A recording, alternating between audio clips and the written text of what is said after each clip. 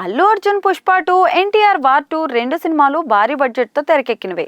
బన్నీ పుష్ప సినిమాతో RRR చిత్రంతో ఎన్టీఆర్ హిందీ ప్రేక్షకులకైతే దగ్గరయ్యారు. దీంతో ఈ ఇద్దరికి హిందీలో మంచి మార్కెట్ అయితే ఏర్పడింది.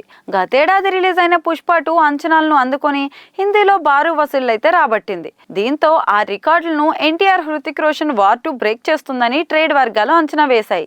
హిందీలో పుష్ప 2 బెంచ్ మార్క్ సెట్ చేసింది. ఇది తొలి రోజు హిందీలో 65 కోట్లు వసూలు చేసింది.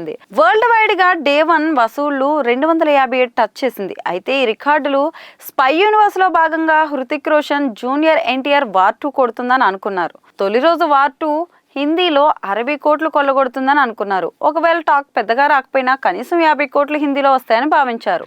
మరి అయితే లో రేంజ్ ప్రమోషన్స్, టీజర్, ట్రైలర్ ఆకట్టుకోపోవడంతో సినిమాపై హైప్ అయితే తగ్గింది. ఎలాంటి బజ్ ఏర్పడలేదు.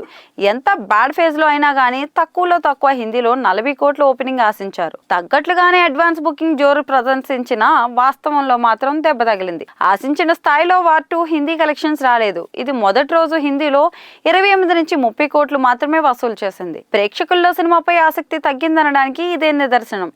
ఎస్ట్రాస్ ఫిలిం సంస్థకు కూడా ఇది ఒక నిరాశ. ప్రపంచవ్యాప్తంగా పుష్ప డే 1 కలెక్షన్ లో 30% మాత్రమే వార్ 2 సాధించింది. ఇక హిందీలో ఇది 40% కంటే తక్కువ సాధించింది. ఇక తొలి రోజును మాత్రమే పరిగణలోకి తీసుకుంటే పుష్ప 2 సినిమా వార్ 2 పై 3 రెట్లు ఆధిక్యంలో ఉంది. భారీ అంచనాలు, స్టార్ హీరోలు, భారీ తారాగణం, సక్సెస్ఫుల్ ఫ్రాంచైజీతో నిర్మించిన ఈ చిత్రానికి ఇలాంటి రిజల్ట్ రావడం ఇబ్బందికరమే. సీక్వెల్ అంటే పుష్ప 2 లాగా పవర్ఫుల్ సీన్స్, కథ, కంటెంట్ ఉండాలి. అలా అయితేనే ప్రేక్షకులు ఒప్పుకుంటారు. అంతేగాని తొలి పార్ట్ హిట్ అయినందుకు సీక్వెల్ తీస్తే క్లిక్ కాదని వార్ 2 ఒక విధంగా హెచ్చరికగా గుర్తుండిపోతుందనే చెప్పుకోవచ్చు. ఇక మిగిలిన రోజుల్లో సినిమా ఎంతవరకు నిలదొక్కుంటుందో చూడాలి.